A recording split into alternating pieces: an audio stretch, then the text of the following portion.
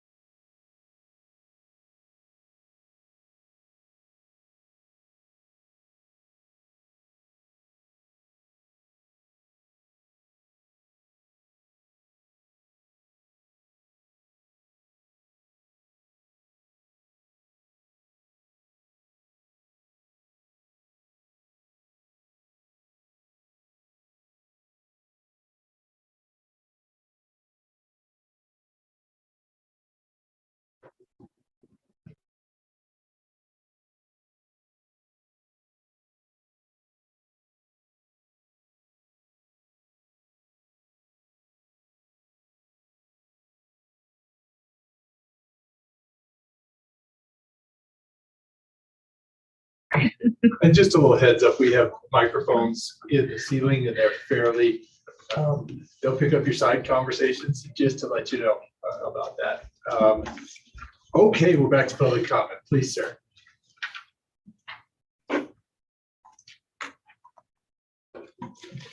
Hi, good evening. My name is Brian Kerr, and I'm a lawyer from New York. I'm admitted to the state of Wyoming, the United States District Court for the District of Wyoming, and the Circuit Court of Appeals for the 10th Circuit. Back in New York, I'm admitted to the state of New York and the United States District Court for the 7th District of New York. Chairman Gosar and I met just over a year ago when I was here to take bar exam. I'm here tonight to publicly state that I want to move here. I love it here, and I'm happy here.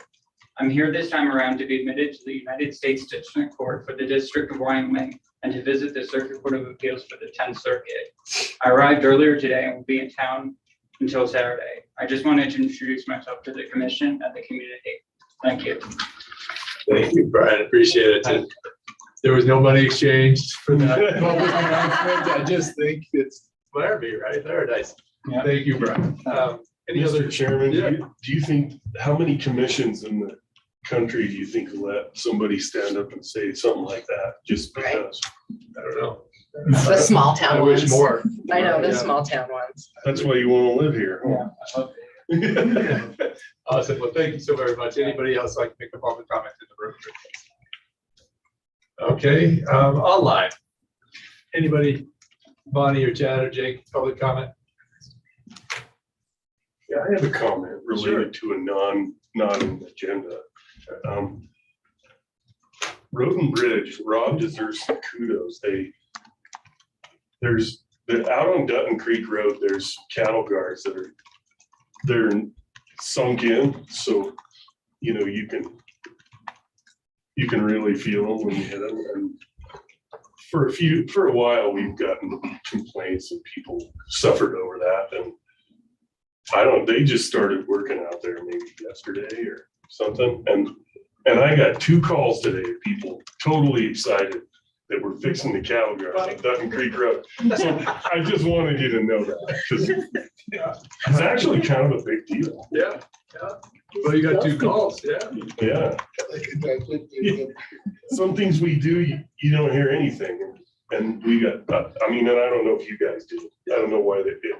Or if they just chose me, I have no idea. But it was fun for me, so I figured I'd say something about that right now. They're smooth. You're right. Well, we just approved that like not too long ago. No, I know. And Rob's already got it moving, and then Roy's got concrete already poured, and government can move. It can move like speed. Anybody else comment for the public here in the room or online? Commissioners, entertain a motion for closing the public comment, please. I move that we close the comments from the public. Second. Moved and seconded. Any further discussion?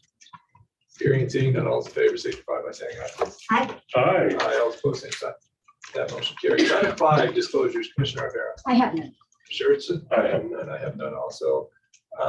Considerations of change in the agenda. Anybody have a change? Yeah, Oh, there's a list please, of us. Bailey. Good evening, Commissioners. I received one of our grant agreements from the state over the weekend, and of course, they need it back by the 27th. So I would like to add it to your agenda. It's for the state opioid grant, and Jennifer has already reviewed it. Okay. Bailey, I see you here at 11. Item 11, can you do 11A? Are you Yeah, going to what stay else? here the whole meeting? It doesn't matter. It seems to be a rather short, but every time I say that, it ends up long. So whatever you would like to do. So let's do 11A. And what is that grant agreement? The state opioid State grant opioid. agreement. Okay, thank you. Does that mean the state is gonna give us a grant to buy opioids? Okay, state opioid response is technically what it is. Jennifer, please. Good evening, Commissioners. I would like to add an agenda item for further discussion of the tires that are out on the corner of Fetterman and Fetterman Road and East Cypress Way. I forwarded you some email correspondence earlier this afternoon, and I have an update on that I'd like to discuss, and then get some direction from the commissioners as to what we want to do, if we want to move forward with filing the nuisance order or. Okay, can we put that at 15A because it looks like you have something on 15? I'm here all night, happy to. All right, awesome. Roy, please. Yes, as long as I'm here to, I have something, an issue that came up this morning on the planning and zoning building. And David's not here, but I have some stuff I'd like to share with the commission, maybe discuss a condition that I found that we found it that building. So if we could do it after my first one, it'd be fine. I kind of want to stick around for 9 and 10 too, since they're involved the courthouse as well. Oh, let's put it at 8A. Okay. We have an AD. 11A and 15A. 8A is already on there too. Oh, I bet Cammy printed the wrong agenda. No, it's on there. Oh, no. I only have I 8. don't have the update. Okay, sorry. We do have an 8A. We do? Oh, it's not Yeah. on here. Oh, it's not on here. What's 8A? Yeah. It's the estimate from, it's Roy's. I'm sorry. Is Ron, did you have CCS that concrete. printed? I can run up and print the right one. If you Okay, like. we'll make yours 8B. How about that, Roy? We'll make yours 8B. What's that? We'll make you 8B Okay, with the update to the All right. planning and zoning. yeah, thank you. Yeah, that was gonna be a short meeting. Anybody else? Quit asking. All She right. was like, don't let him pass. All right. Discussion about tires will be interesting. Right. Wait. Well, I know a guy out there, he's got his eye on it. He's run out there. Yeah, I told him anybody who's on that land now is trespassing, so we want to know. Because he spends lots of time out there on his land. All right. Item 7, approval of the consent agenda. Commissioners, would you like to move anything or just, would you like to do your pleasure with the consent agenda, item 7? I moved out, we approve the consent agenda as amended. Second. Moved and seconded. Any further discussion? Hearing and seeing none, all those in favor signify by saying aye. Aye. Aye. Aye, all opposed, same sign, please. That motion carries. Moving on to the regular agenda, item 8. Present for approval, estimate from CCS Concrete to remove the old radius on the north side of the courthouse exit and replace, making the approach approximately 6 feet larger in the amount of $4,800 to be paid from courthouse building funds. Roy, good evening. Good evening, commissioners, and this is a project that I kind of messed up on it. I didn't realize it was gonna create what it did when we removed the island. I made the exit much bigger, but that means the going out onto the street had to be widened as well, and from the Broadway to the street. Otherwise, you're going to be hitting the curb. So this took care of all that, and they've already executed. So kind of behind the deal, but they said they couldn't get to it till late October and November, and I didn't want them really hopefully shutting down anything during the election. And so he had a couple of days, got in there and got it done. Okay, thank you. And sorry, guys, for the high transmission voltage line, we'll go right after this. I just got a different agenda than the one I'm supposed to have. Commissioners, any questions for Roy? And this will be all the concrete, I think, the courthouse is gonna need for quite a few years. We got it all included too. All right, I entertain a motion for item. Let's see, this will be 8A on actually the correct agenda for 8A. I move that we approve item 8A as presented. Second. It's been moved and seconded. Any further discussion? Hearing and seeing none, all those in favor signify by saying aye, please. Aye. Aye. Aye, all opposed, same sign. Motion carries. People will be surprised that you voted on it tonight. It's ready to go tomorrow morning. Right. We move quick, Efficiency. but you can't say we don't move quick around here. Hey, well, I just noticed that the concrete's done, but somebody needs to come fix the street now. Well, they, Yeah, well, our part's done. right. They're gonna get that of it. Turn apart whether to use concrete there or asphalt, they probably better use asphalt. Right.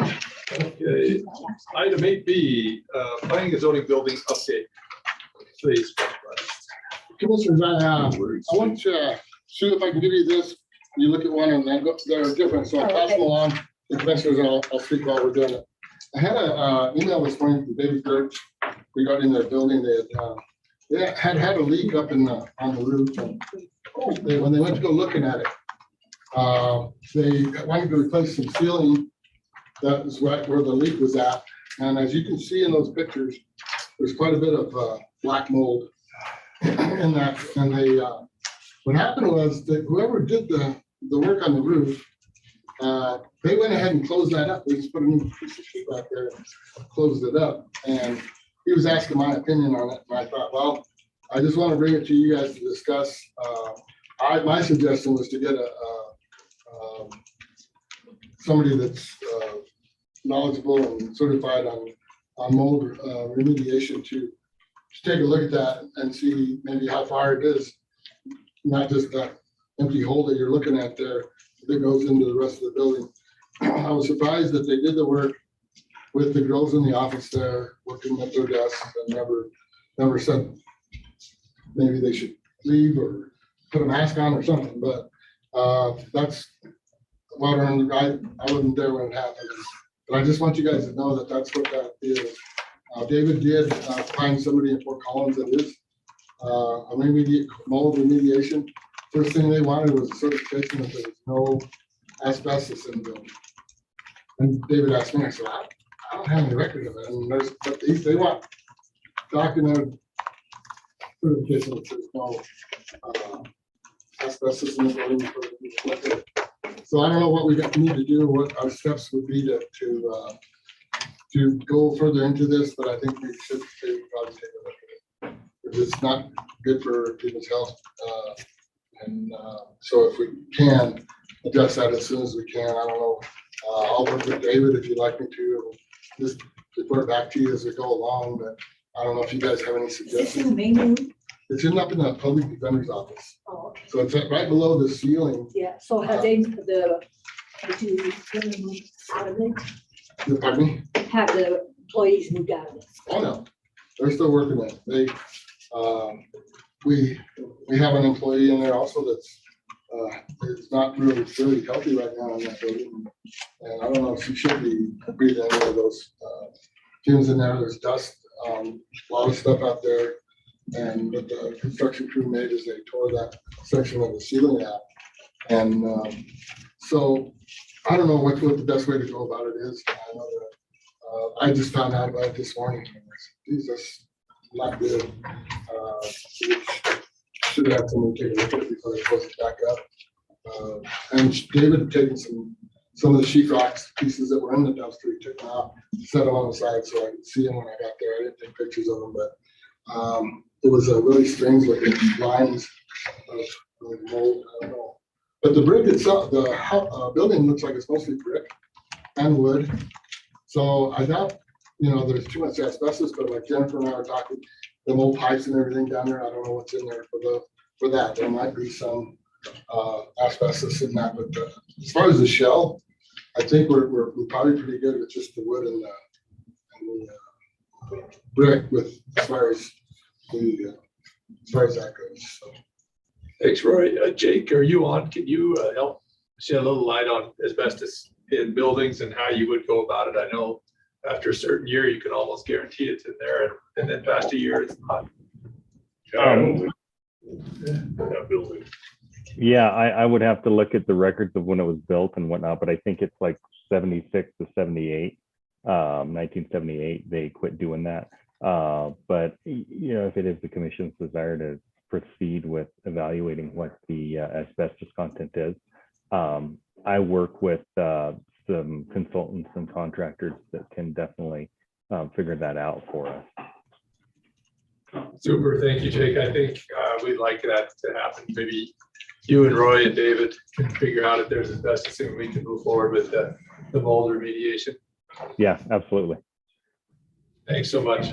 Appreciate it. Dealt with before they're serious. Okay, and I'm glad Jake's on because I didn't know he was here because I was thinking he could sure help me out too. So we gotta do this. Super sooner rather than later on that stuff. I think so. Yeah. Awesome. Thank you, Roy. Appreciate better news. I know, I'm the bad news. Yeah, kind of those pictures if you would. Yeah. So When Rory calls you in first thing in the morning or sends you a text first thing in the morning, could you please call me? I'm like, here's a question. It's like 911 calling you, I right? know. It's like- It's like, hi, Roy. The one question I have is that opening covered up again? It is right now. Yeah, they covered it back up, but they taped it and everything, but they didn't sand Right. the tape and they haven't painted it. So it's still there, and I think you could cut that piece out. Somebody could cut that piece out right now and just get in there and look at it, look it over good and make sure it hasn't spread to wherever. I'm glad they did that because if you have to work in there, you know, you don't want that opened up. Right, And right. it's cheap to, you know, tack up some drywall and tape it, you Yeah. know, so Yeah, it can come right back out when, so, you know, Yeah. because I wouldn't want people working in there when it's open. No, I don't think it'd be a good idea either, so, Thanks, Roy. Appreciate it. thanks. All right. Item 8, discuss high voltage transmission power line project that will traverse Carbon, Albany, and Platte County. Mr. Trot, is that how I say your last name? Yes. Awesome. Welcome. Liar, I can leave the commissioners. Thank you. Thank you. I gotta warn you, the nerves get the best of me, so I'm gonna stutter through this whole thing. So I apologize in advance. This is a pretty relaxed place. You shouldn't worry about that. Yeah. I appreciate it. Well, good evening, commissioners. My name is Walter. I'm joined here by Brent Johnson and John Holmes. We represent Grid United, the company that was founded last year after Winter Storm Uri. And our mission is to improve reliability and resiliency. You never get to say that word correct in the first try. So resiliency in the power grid system. One of the more effective ways to do that is to build a tie from two disparate grids, the eastern and western grids. That connection between the grids will allow the utilities on either side to move electric power in times of need during winter storms or whenever the need arises. It also allows for the power producers to move power during times of surplus and allow them to have better market access. And it allows consumers to have access to a greater and more diverse power source of generation. So the Copper Basin Intertie project does all those things.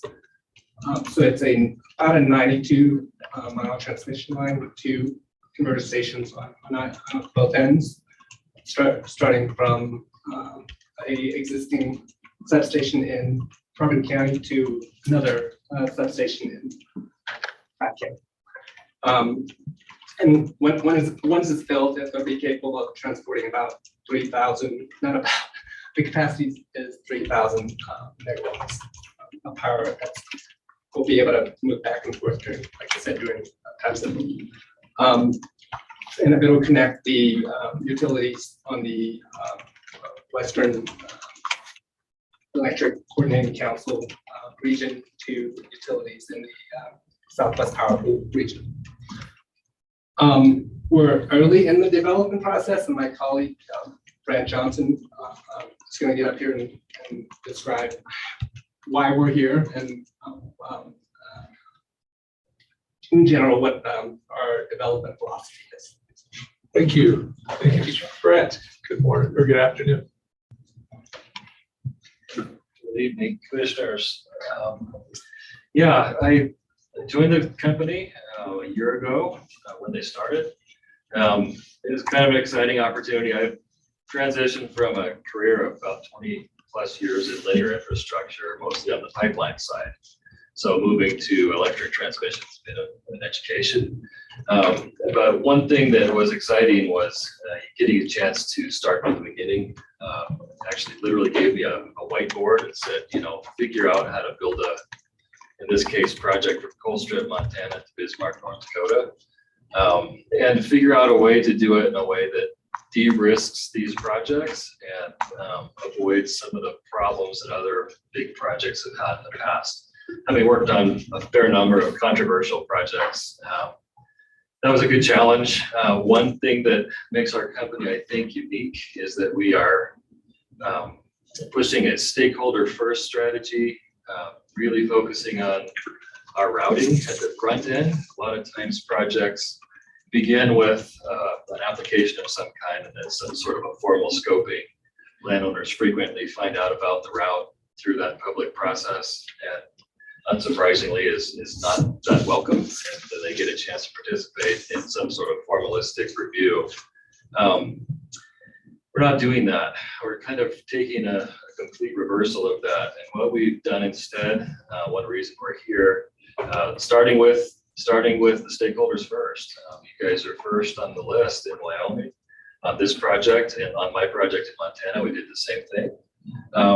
Starting with environmental stakeholders, state agencies, Game and Fish, U.S. Fish and Wildlife, BLM, trying to gather as much information as we can on the front end to plan a good environmental route that doesn't impact anything needlessly and addresses the concerns up front. And once we get some of those things addressed in part of our routing, we take a preliminary design out to landowners and say, here, this is where we think is a good route. We're doing good science. We're trying to pick a good route. Now we want your opinion. And we've taken the approach that we are trying to find 100% voluntary acquisition with landowners. We work with them, change the route. Our route has changed well over 100% of the route from where we started. If you hear from a landowner that, we're not opposed to the project, but we want it on the other side of our field, then we do that. If we had a group of landowners say, we really like it on that other ridge, can you do that? And we've moved things. So lots of changes, lots of rerouting, and a lot of route development up front, working directly hand in hand with landowners. If we hit a hard no, we've routed around them. As a result, the line is nowhere close to a straight line. Typically in my career, I'm given a straight line by some engineers and said, do this as the most cost effective. We're not doing that at all. The route is quite fluid and really not straight. But what that has done is it puts us really close to 100% of voluntary acquisition. So at this point, we're nearing the end of our first year. We're doing environmental studies, working with landowners and getting survey permission and rounding out our first year of environmental work. Then we'll do filings in the fall, or filing application preparation in the fall.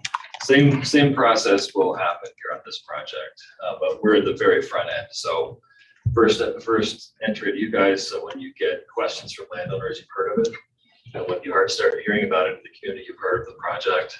Then we'll go out, we'll find what environmental concerns there might be. We'll route around those, and then we'll take out the preliminary route to landowners starting at the beginning of the year, get survey access, hold public meetings, and really start that conversation with landowners, picking a route that we'll study next summer. The same general plan of preparing filings next year.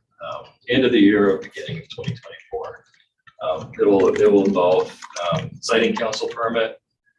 We understand all of the conditional use permits. We're working with you all on road agreements and the like. And then a full federal environmental impact statement. We expect that full well because we'll be crossing some BLM land. So then we think the process will take a couple of years. So really looking at construction, maybe the end of 2025. If we've done everything right, we stick with a 2-year sort of regulatory timeline like we hope. Kind of the overview of the project, overview of our philosophy as a company.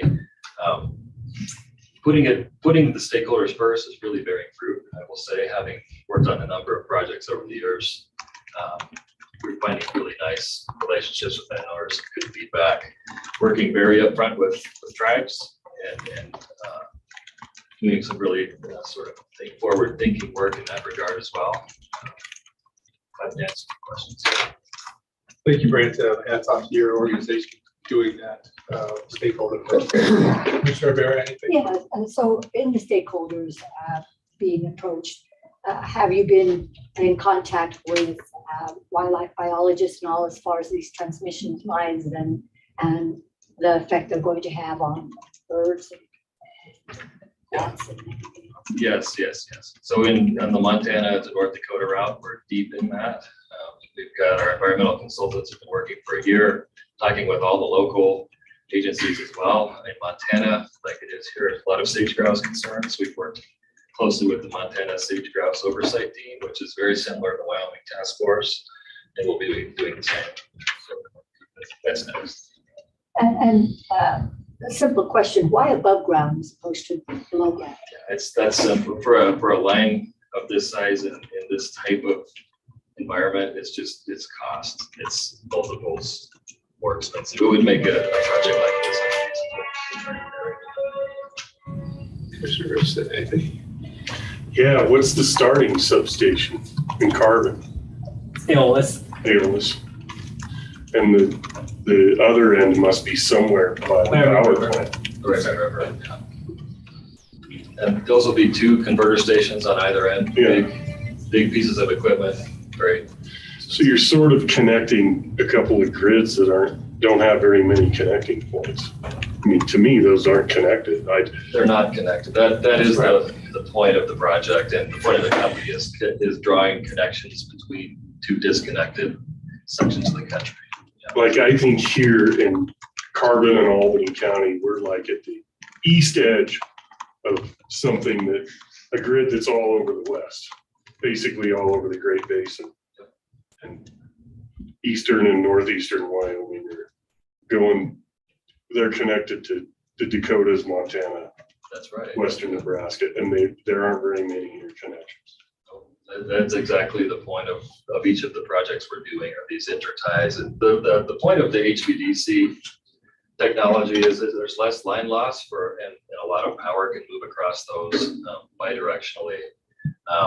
So that is the idea, is big connections to facilitate. The higher the voltage, the less the line loss.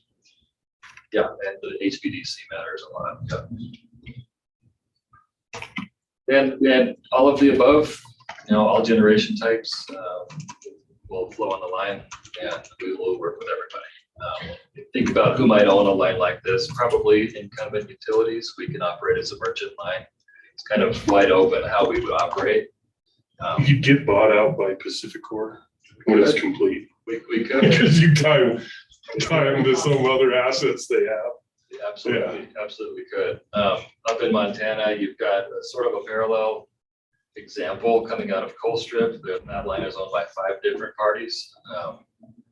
This would be 3,000 megawatts if it were to transport that much. That's more than any one company probably would use. So it could easily have multiple owners.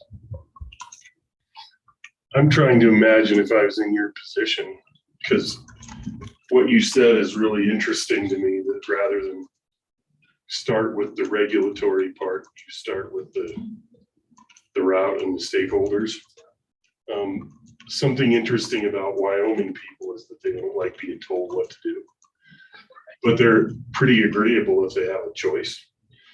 So I'm imagining culturally, if you go to a Wyoming rancher and you say, this is where we're gonna do this, are you in or out? They'll say, I'm out. Right. But if you say, we have this corridor, who wants in? Then, because there's money associated with it. And maybe they don't hate looking at a power line as much as especially if they have some choice as to where it goes. That's right. Yeah, no one likes being told what to do in Wyoming or Montana or wherever you might be from. Yeah, but particularly understand that, this is my land. This is, we want to have a say in how it goes. So I like the approach. I think it's smart. What does a rod go for these days when you're making land deals? What's the price per rod?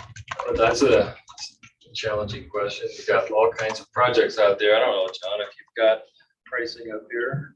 I don't think we even measure by rod Yeah. anymore. Well, that's true. I'm used to that Really? from a pipeline perspective. That's pretty familiar, but yeah, this would be a little different. But what we are compensating for is all of the impacts that might happen to a landowner. I spent a long time as a land attorney, and I think hard about what landowners should be paid, in the marching a little bit down a rabbit hole of legal boredom. The property rights are considered like sticks in a bundle, and each one of those sticks represents a certain property right. And I think about that, access for survey.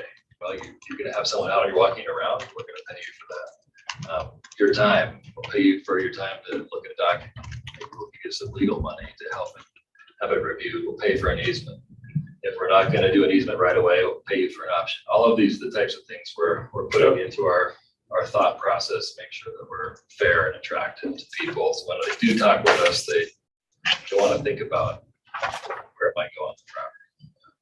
To your point, Commissioner, we are doing a market study of values in the area, and the compensation is ultimately going to be based out of that. Typically, it's 115% of that value.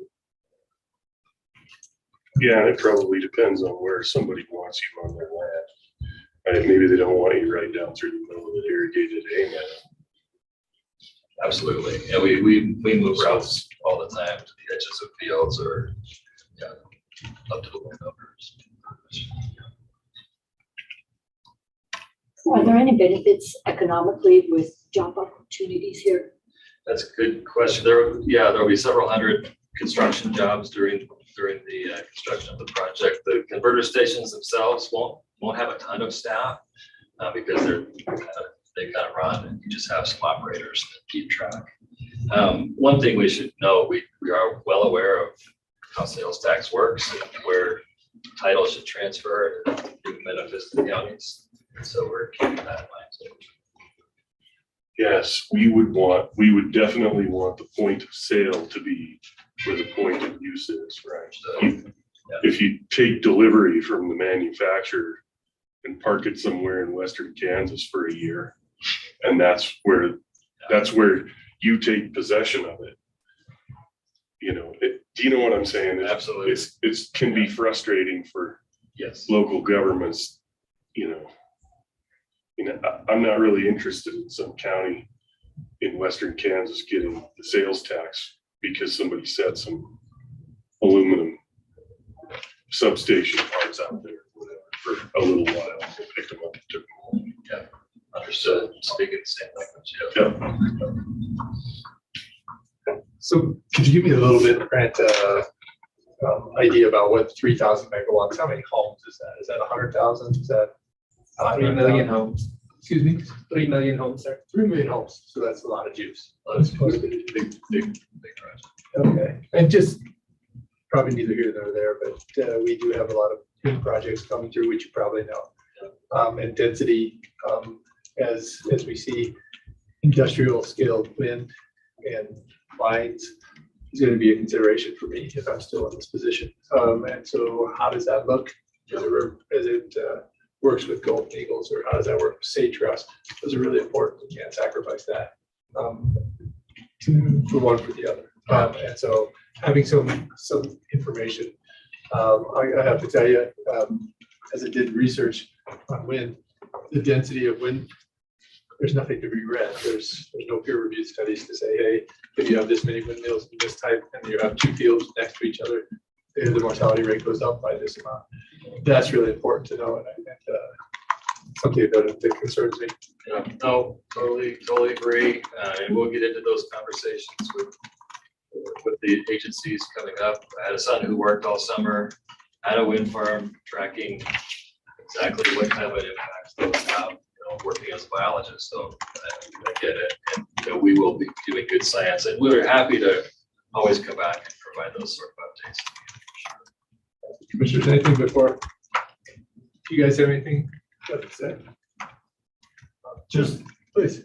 just introduce myself, John Holmes. I'm with the land team. We're based out of the Dickinson, North Dakota office. Branton is up here all the time, so he's practically local, but I'm, living up there. So, and I'll be working with the agents that are here in the field, reaching out to landowners. If you get any calls, and they have questions that you can't answer, significant concerns, please feel free to give them my information. I'd be happy to talk with them, the agents that are here locally as well. Our biggest priority is good faith negotiations, giving everyone the same shot, the same information, compensating them the same, really trying to remain fair and equitable across the board. You're going to have the same opportunity to request a route adjustment as you are, and everyone just treating everybody the same and being upfront and honest with our goals and what we're trying to do. So I'll be back and forth, I'm sure, between North Dakota and here from time to time. So we also just really want to, once we send out a letter to the landowners introducing the project, and that we'll be starting to contact them, we have found that oftentimes their first call is to the county commissioners and not to us. So, like Brant said, we wanted to make sure y'all were aware of what was going on. And to just, like I said, being communicative and upfront. So appreciate your time today. Thank you, John. I have one more question. Sure. What is 95 miles of 3,000 megawatt high voltage line cost to be taken between permitting and all the studies and the city? That's a big number that I don't think I'm qualified to say. So the bulk of the cost is in the converter stations, the mileage itself. You look at it like around $2.5 million per mile. The line itself is probably 250 million. The converter stations by themselves can range from 3 to 500 million each. Because of those giant transformers that are in them. Those are. Correct, and there's just so much engineering that goes into Yeah. the HVDC technology to be able to control so much power instantaneously. There's a lot of engineering that goes into it. How tall are these towers? It can range. I hate to tell you it depends, but it does depend. But the range is 110 to 150 feet. And will that be consistent throughout this line, that height everywhere? Again, If you're on- it depends on on the topology, what we're trying to span over. Sometimes we're trying to span over a site that needs a little bit taller to prevent sag. But we tried to maintain consistency. Well, thank you, guys. Pleasure to meet you. Appreciate it. We'll be talking in the future. Best of luck. Thank you for coming. All right.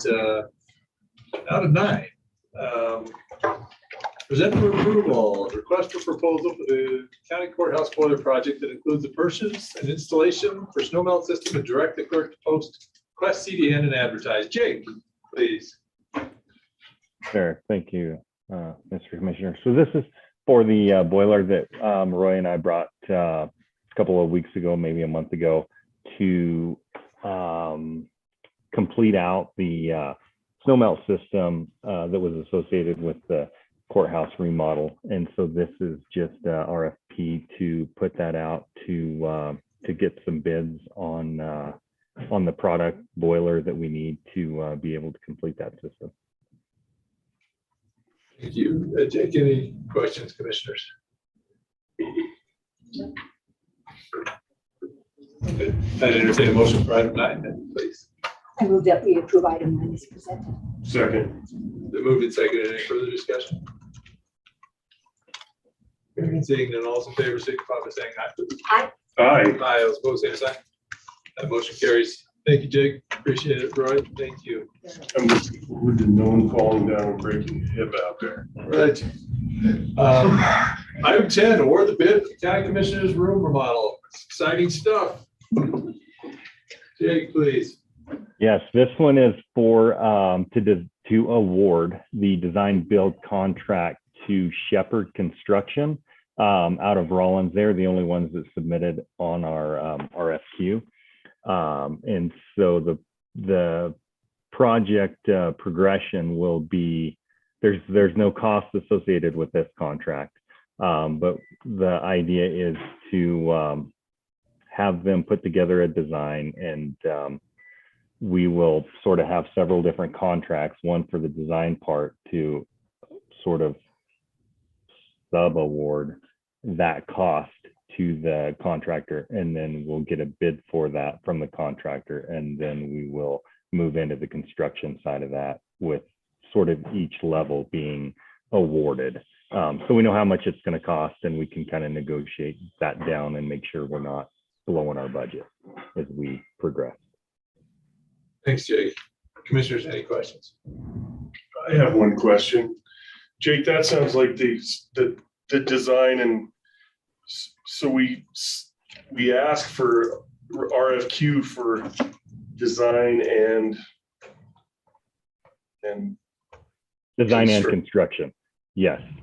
But it seems to me like they're separable. Like if they come up with a, if you come up with a design, then maybe they're not the only bidder to complete design. I mean, you understand the question I'm asking? Yeah. I think so. I think so, Commissioner. I think that the thought was that we could get this done quicker if we did the design build aspect. So the contractor, Shepherd Construction, also has an architect on board with them who is a Rhett Design, who did kind of our conceptual layout and kind of our conceptual idea of that. And so the first phase of that is going to be the design. So I'll reach out to Shepherd. If you guys approve this, we will reach out to Shepherd, and then we'll get sort of like a bid from the architect to put a design together, and then the contractor will provide a cost on that to do the construction on it. So hopefully we'll take one step out, and we don't have to go out to advertisement to bid and the whole process. So hopefully this design build will result in a quicker schedule. Jake, just to follow up with Commissioner Richardson, autovisual equipment, all that stuff will be considered in the design architecture and the build out. Will this be like an a la carte? If it comes in 500,000 over budget, we'll go, we don't need this and we don't need this. Exactly. Yes. And as we develop the plan on the design side of things, we're not going to do it in a vacuum for sure. We'll have everybody involved and make sure that what they are providing is what everybody wants, if we can afford it. If it comes in over what we want, then like you say, we gotta take the red pen and start striking items. But that is the idea. And kind of a project timeline, year and a half. In the documents, I have the final completion in February of next year. So I'm pushing for a very very aggressive schedule. Okay, super, fantastic. Yeah, this isn't that big of a space to sort of reconfigure. Okay. So where do we For go a contractor. We just work around it. Well, maybe we, I don't know, the city hall or Library. We'll go. up for The library meeting room. library. Nice to use the district court up there. Yeah. Right. Kind of nice. Thanks, Jake. I appreciate it. Commissioners, any questions? I entertain a motion for 10 then, please. I move that we award the bid for the county commissioners room remodel, design build to Shepherd Construction. Second. Moved and seconded. Any further discussion? Hearing and seeing none, all those in favor signify by saying aye, please. Aye. Aye. Aye, all opposed, same sign. That motion carries. Thanks, Jake, appreciate it. Item 11, present for approval, subrecipient agreement between the Albany County Commissioners and Climb, Wyoming, Cathedral Home for Children Extended Families Program, Interfaith Good Samaritan, and Greater Wyoming Big Brothers Big Sisters in the total amount of $110,250 for TAMP CPI 2022-23 grant funding CFDA number 93.558 for services provided between the date of October 1, 2022 and September 30th, 2023. Bailey, please. Good evening, Commissioners. This is just for your subaward agreements. The amounts that'll be allocated to the subawardees are as follows. Extended families will be getting 14,580. Climb, Wyoming, 35,370. Interfaith Good Samaritan, 38,880. And Big Brothers Big Sisters, $19,636.56. I've been in contact with all the subrecipients, and they are all on board with it. Commissioners, any questions? And it just bears remarking that this is like 20 grand more than we normally get every week. Yeah, we usually, the past 3 years, we've received about 86,000. So I had actually talked to her over the phone multiple times, and luckily she likes me. And she likes the work we do and the way we do it. So that's the reason why we got the extra funding this year as opposed to another county. Thank you, Bailey. I'd entertain a motion for 11 if there are no further questions. And that we provide. Second. Moved and seconded. Any further discussion? Seeing that, all in favor signify by saying aye, please. Aye. Aye. Aye, all opposed, same sign. That motion carries. Thanks, Bailey. Item 12, present for approval, emergency resolution number 2022-018, resolution declaring fire restriction and ban on the use of fireworks. Chad, good evening. Good evening, Commissioners. We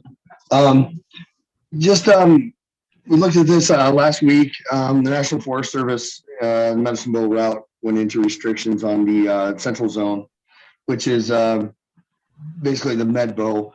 The indices have really been bouncing around a lot, and it's been tough to kind of track. We've been getting some precipitation, followed by drying, followed by precipitation, followed by drying, and we're really kind of getting these spikes up and down on some of my indices, and it's tough to kind of track. Essentially, we are more often in a dangerous fire condition than we are not.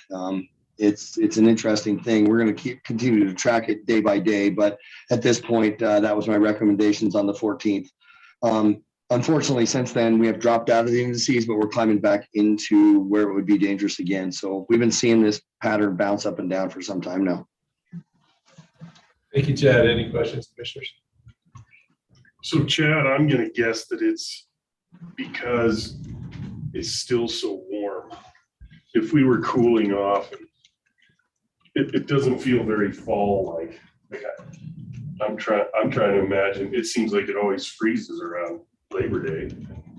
Yeah, I'll tell you what, Commissioner Richardson, this is something I hadn't seen, in my tenure, where we really have these spikes and dips and spikes and dips. This indices usually kind of tracks, kind of in a predictable pattern. And I think, it has to do with the warming and the wind. So we get a little precipitation, and then we get, significant wind event or something like that. And it's just a blow dryer up there. And then we're right back into the danger zone. So it's unique. I think we're going to track it really close. This could be a short-lived restriction, particularly on the south end, but we'll keep an eye on it. And as long as it's in this dangerous area and the Forest Service feels it's prudent, we'll probably stay in with them. Thank you, Chad. Just one quick question. If people can have fires in fire rings like in the Medicine Bow, and just for public edification? So, I would encourage anyone that's going to be recreating on the National Forest to look at their website and read their specifics of how they line it out. But yes, you can have campfires in established fire rings on the National Forest. the verbiage for our county restrictions are similar. So, backyard fire pits and things like that are still allowed to be used on private lands as well. Thank you, Chad. I appreciate it. Anything else, commissioners? Then I would entertain a motion for item 12. Please. I move that we approve emergency resolution 2022-018, resolution declaring fire restriction and ban on the use of fireworks. Second. Moved and seconded. Any further discussion? Hearing and seeing none, all those in favor signify by saying aye, please. Aye. Aye. Aye, all opposed, same sign. That motion carries. Thank you, Chad. Appreciate it. Thank you. And Bailey, I'm sorry, I skipped over you with the opioid. Goodness. Like, I'll So catch we'll you go at back to the end. 11A here to the state opioid grant opportunity. This is an agreement for drug court, the state opioid response. It does fund 2 part-time positions in drug court. Unfortunately, we did not get what we have normally got in the past due to their different structuring at the state level. Anything at this point is better than nothing. And Heather and I have arranged some budgeted items within her 5 grants to make it work. To cover, is this Taylor and David's? Thank you, Bailey. Any questions, commissioners? If not, I would entertain a motion for item 11A. I move that we provide 11A. Second. Moved and seconded. Any further discussion? Hearing and seeing none, all those in favor signify by saying aye, please. Aye. Aye. Aye, all opposed, same sign. That motion carries. Thanks for your patience, Bailey. Of course. Item 13, present for approval, purchase of Rapid7 Insight VM vulnerability management solution from HSI through NASPO purchasing agreement in the amount not to exceed $15,652.46. Adam, are you Oz tonight or? Yep. Yes, sir. Commissioners, thank you Tell us a for, little about that. can you guys hear me okay? Got you loud and clear. Perfect. This is a 3-year agreement for a centralized vulnerability management solution for our organization. It's taking several, multi-digit instances that we have to monitor and streamline and essentially throwing it into one organized package set. It's both a scanning application base as well as an agent base, which helps greatly for items that leave the organization and before they come back, as well as allowing us some integration points to make sure that the device is properly patched and integrated prior to renegotiation onto the network. When you look at ransomware and you look at the general recommendations that come across from the current cybersecurity thresholds and the landscape there, vulnerability management is number 2, if not number 3 on nearly everyone's list, right behind an EDR product, which you had already previously implemented. Thank you. Commissioners, any questions? Yeah. Huh? I'm glad I'm not the only one. Adam always explains these things to me and I'm like, okay. Adam, sometime I'd like a tour of all this stuff that we're approving, if there's anything actually physical to see. It's every day. You can come see it anytime you wish. Okay. We'll have a day with IT. Yeah. It's a security blanket of zeros and ones. And then this is already in your budget. This is not something that's a surprise, Adam, just. Correct. Yep. I had left some room in my security budget for the acquisition within this time set.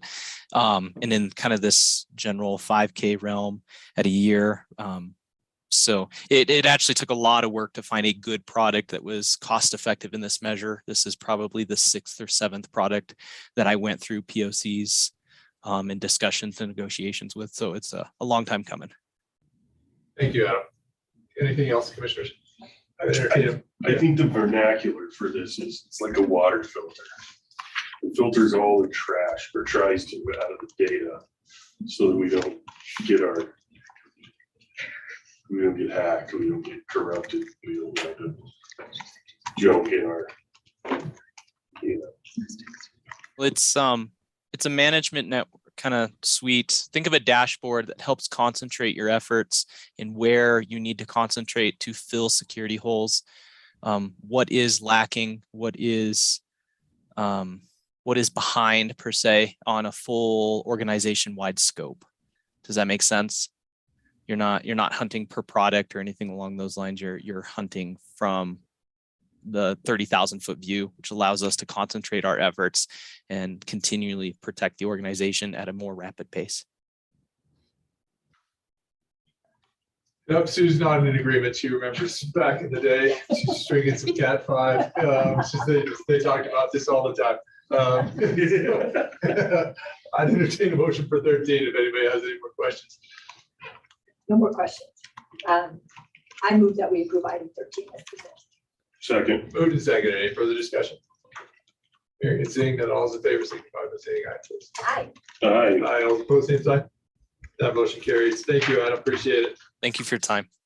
You bet. Item 14, present for approval, approach license for Olson Excavating LLC in section 28 Township 16 North, range 73 west of the 6 Prime Meridian on PFE Road on Albany County Highway number 13. Rob, good evening. Thank you. Good evening, commissioners. The PFE Road, since it's one that we very seldom hear of, is the road is actually behind the old Fastenal and cable TV that goes back behind, kind of parallels the railroad tracks. And Mr. Olson, they're actually in this application, there's 2 approaches, one on each end of his lot. That way they basically have an entrance and an exit. Commissioners, any questions for Rob? I know why it's called PFE Road. It's Pacific Fruit Express had rail cars, and that ice house on the other side where Laramie Truss is where they stored all their, that was the fruit warehouse, and there used to be a bridge going across there. So when you go to the end of Superior Court, which is paved, when you hit the dirt, that's basically the city limit. And there's a few things out there, you know, that are in county, not city, along that dirt road. One of them is the wastewater plant sort of intake. They have a trash stream, you know, and then it goes through a pipe under the river to the wastewater plant on the other side. But I can remember when I was a kid, there was a bridge across there. Do you remember that? I don't, but I missed those, so it was. So the bridge went across the tracks and across the river. And there was a rail siding that crossed the river, because now the tracks are between the highway, you know, between 3rd Street and the river, down there. Maybe not. I can't remember. Maybe they're on the other side of the river, but there was a crossing. And so it was Pacific Fruit Express Road to go to the Pacific Fruit Express warehouse with its own rail siding over there where that ice house is. That's now out Banner Road. So the bridge isn't there anymore. I actually think there's some sticks sticking up out of the river, you know, some of the big fat logs that were, because it was a really big heavy timber bridge. So I marked that PFE Road. Yeah, I'd like to mark that on your for commissioner trivia competition here later this evening. I'd entertain a motion for item 14, please. I move that we approve item 14 as presented. Second. Moved, seconded. Any further discussion? Hearing and seeing none, all in favor, signify by saying aye, please. Aye. Aye. Aye, all opposed, same sign. That motion carries. Item 15, present for approval, resolution 2022-019, a resolution to initiate proceedings to vacate a portion of the Maple Avenue and 3rd Street rights of way in the Centennial Plat. Acknowledge the oath of the viewer signed by Karen Sue Bowman and direct the clerk to advertise. Jennifer, thank you. So this is the actual resolution and oath from when the board chose to move forward on the Gustafson vacation, but I forgot about the resolution and the oath since we changed up our process. So that's what's in front of you now. And Karen has already signed the oath, but if you have any questions or any direction for her, she is here as well. Thank you, Jim. Thank you, Jennifer. Anybody, any questions? Any questions for Karen? All right, and entertain a motion for 15. I move that we- approve resolution 2022-019, a resolution to initiate proceedings to vacate portion of the audited Birch Street rights of way. What? Second. Moved and seconded. I think I have to acknowledge the old viewer signed by Karen Superman and direct clerk to advertise. Second agrees. Moved and seconded. Any further discussion? Hearing and seeing none, all those in favor signify by saying aye, please. Aye. Aye. Aye, all opposed, same sign. That motion carries. Thank you, Karen, for being here. Appreciate it. Item 15A, update on the tire disposal. So I sent you all an email this afternoon, or a string of emails. I got an update from Kevin at Green Developers today that said that as of, let's see here, as of September 1st, they have somebody on site on the property all the time. They've installed cameras as of the 15th. They're going to be putting a fence around the property in the next couple of months. And they're installing tents to cover the existing tires by the end of this month. However, in his email today and with the back and forth today, it became apparent that he would not have the tires removed by the 27th. And Kevin said in the email string, you can read that he was part of a conversation. He had a conversation with Kurt and Matt, and his understanding was that the tires would be covered, the nuisance would be vacated. I spoke with Matt and Kurt. Neither one of them remember saying that. And as I pointed out to Kevin in my email, there's no one person in this county who can amend a zoning resolution. The variances have to come before this board to be approved. But that I would present the information to you, that he's also working on the grant application to requesting funds to remove and dispose of the tires. And that application will be complete by the end of September, but he didn't provide a date as to when the grants close, or by a date the tires would be removed if the grants are received, or even a timeline, like if we were to get grant money, they would be received within, or could be removed within 90 days, whatever. And then this afternoon, our office, there was backing up a little, Victor Janes was stopped on September 13th. He was with some other people who had been dumping tires on the property. The people who are staying on the land called it into the sheriff's office. The sheriff sent deputies out, and Sergeant Houston pulled over the truck. There were 3 people in the truck. One of them was Victor Janes. He was warned of trespass on the property. So if he goes back on the property at any point, he will be arrested. But They dumped the tires at that point? yes. Or they were removing tires. There's some differing of opinion. The report that I read said Mr. James had told the officer, or the deputy, that he had an agreement with them to start removing tires and help build a fence, but I'm not certain what was happening that led to all of that. And the deputy didn't stop them until they had already left the property. He caught them. They were coming out and he was headed in, but he had the license plate number and pulled them over. But during that interaction, when Sergeant Houston spoke with the people who are on the property, staying on the property in a camper, they said that the property had been quitclaimed to them, or there was a quitclaim deed in the process. One of the gentlemen indicated he was the new owner.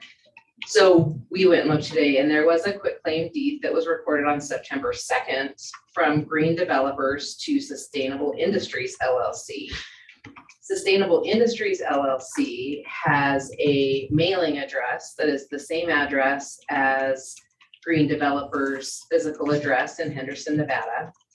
And in the email that I sent you, and in a separate email that I also sent to Kevin, he was copied on the one I sent you. And then I sent him a separate email asking if he was still the contact for Sustainable Industries. I have not yet heard back from him about that. So. Commissioner Bosworth, he's not on. He would be in the waiting room if his last name is Shabazz. Nope, I don't see anybody. Okay. Waiting. So this afternoon, Matt, well, after we got that information, Matt updated the order declaring a nuisance that you had before to reflect that the complaint would be against Green Developers LLC and Sustainable Industries LLC. And we updated the body to reflect Green Developers owned it until the second. Sustainable Industries has owned it via quit claim since the second. And then we've added exhibits to reflect the quit claim deed from Green to Sustainable Industries and the Nevada Secretary of State information regarding sustainable industries. So at this point, our prior direction was if all the tires had not been removed by the 27th, because that was the date that initially they had indicated that it would be remediated. We were going to wait and hold off on filing the nuisance order until that time. At this point, with this new information, we would like some direction from the commission as to whether you would like to review and sign this updated nuisance order and notice of the order declaring a nuisance. If you would like that filed now, if you would like that filed on the 27th, what the direction of the commission is at this point with this new information. Thank you, Jennifer. Thanks for saying that. And I do have copies. I'm sorry, I printed copies of the revised order of nuisance here for you. It's very similar to what you saw before. I did not include all of the exhibits because they didn't much change. Commissioners, any questions for Jennifer? I have a question. Yes. If or when we file this against Green Developers and Sustainable Industries,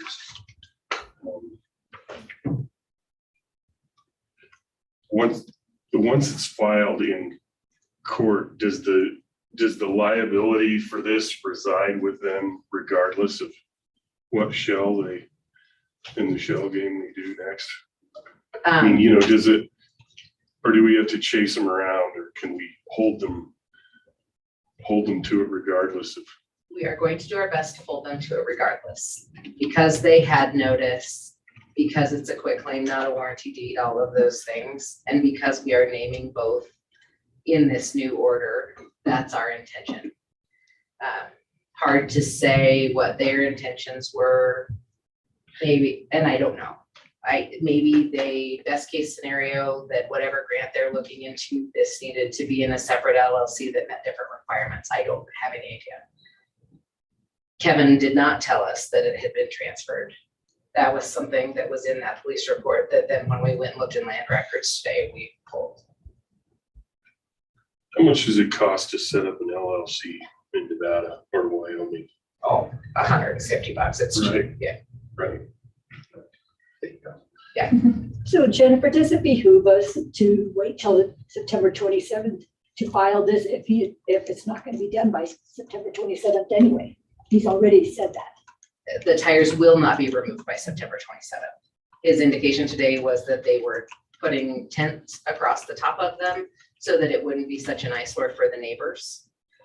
And that they were working on the grant, and that several hundred tires have already been removed, is what he says in his email.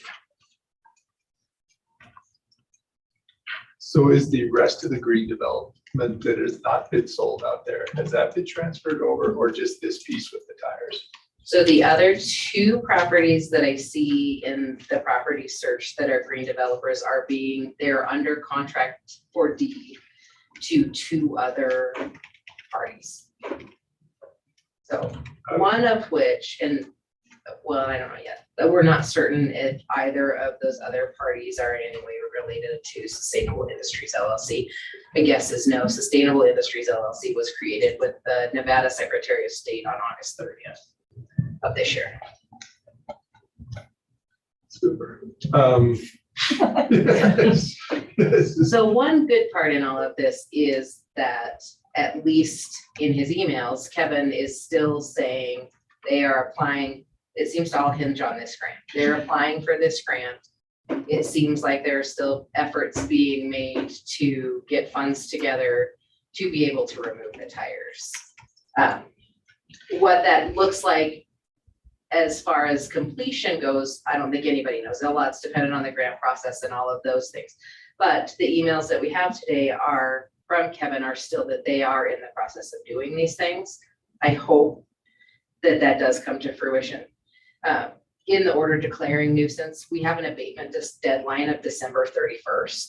So if they're in the process, if we're waiting for grants to be awarded, if Kevin stays in communication or whoever is with Sustainable Development Industries stays in communication, if they're working on it and we have evidence of things being done, the fence does get put up, all of those kinds of things, this board could always choose to request that that abatement deadline gets extended. We could amend our filing. Yeah, and then we would amend it in district court as well. So we could file a motion to.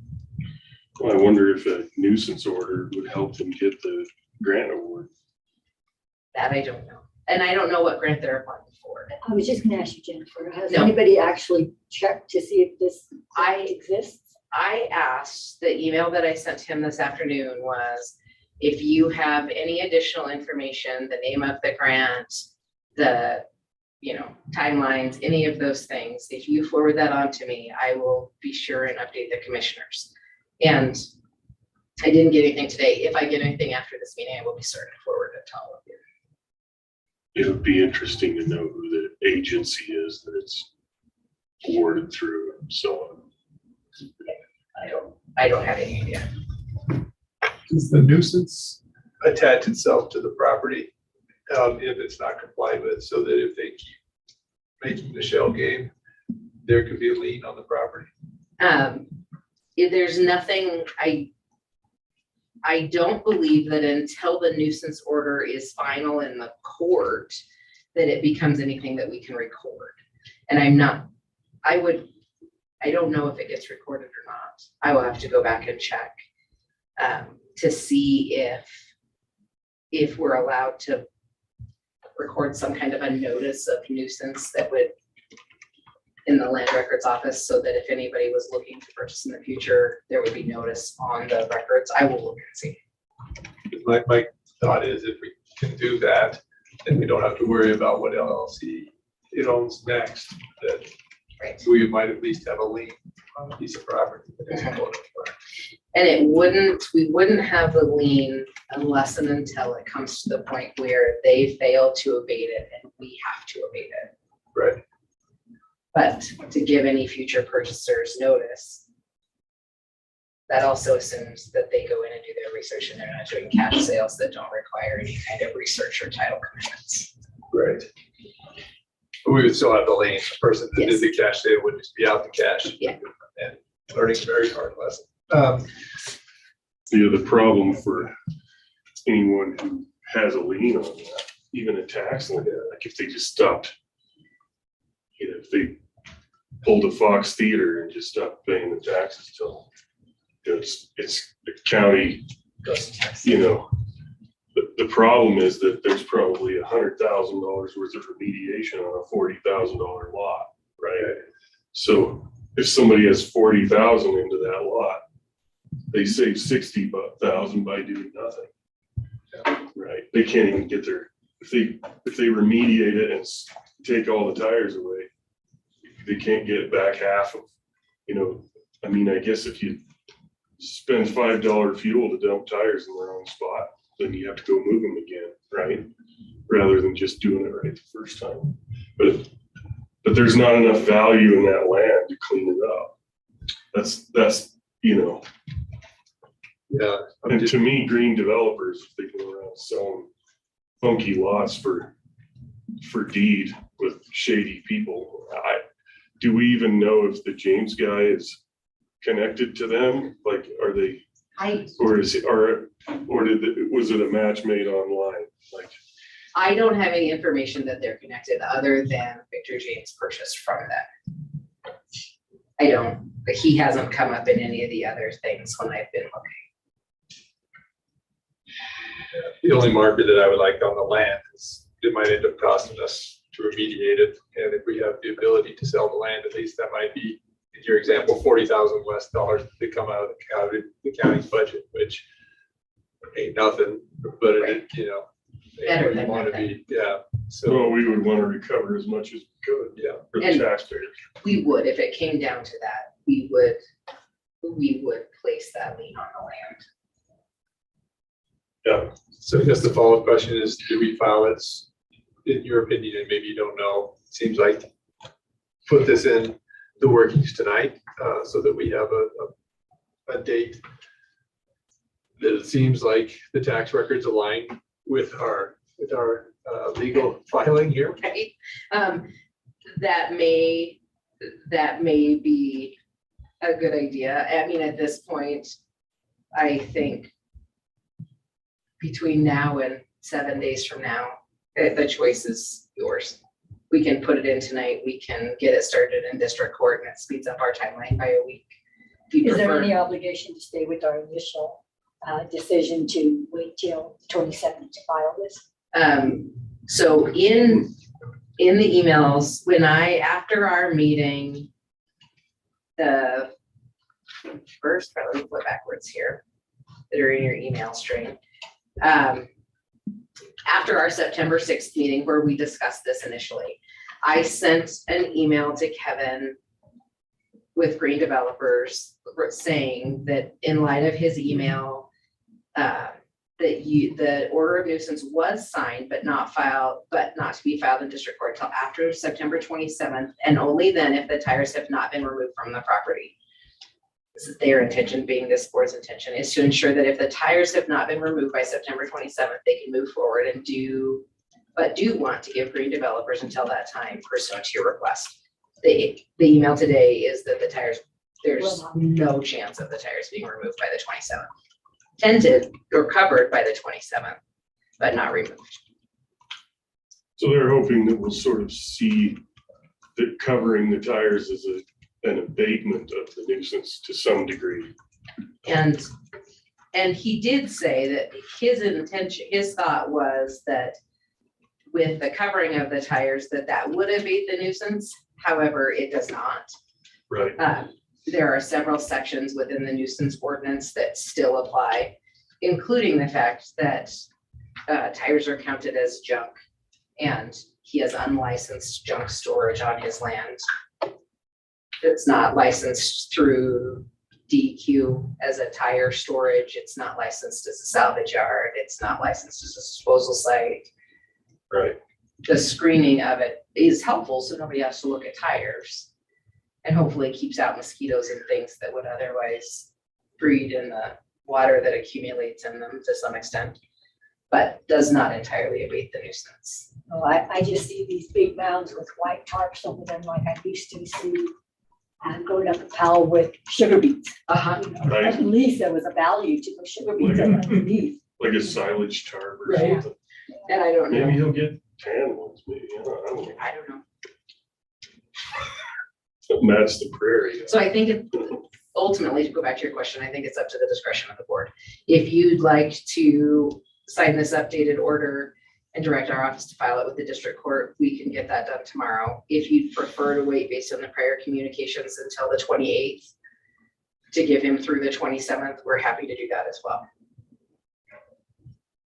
I just went to their website, Green Builders, and they have a bunch of ebooks for nothing. And one of them's vacant land, Jim, living off the grid. So it's my intention, or I think, 27 just gets 3 more weeks or another week to play around with another LLC, which I'm not really that interested in doing. And so if we need to extend it, they can show us some good faith, because that was their date, as I remember. The 27th was the date they picked, not the date we picked. Correct. And I'm not really interested in to be messed with. We don't have time for that type of nonsense. Okay. But I don't know, you guys. I agree. Yeah. That was the exact same thing I was gonna say. We don't have any obligation to, even an obligation of sort of implied feelings, your word or whatever. If they notified us already that they can't make the 27th, we don't have to either. I mean, we're not legally obligated to do anything, but there could be some argument for good faith, something, except that they already notified us that they're not. So from my perspective, I'm ready to go. Okay. Thank you. Okay, I entertain a motion for item 15A then. Do we need a motion? Do we need to, To sign the updated order and direct us to file that with the district court. please. Yes, I'm prepared to make the motion. please do. I move that we approve an order declaring a nuisance. And this will be at the property described as Medicine Bow Ranch Phase 3, Tract 33A and Tract 34A.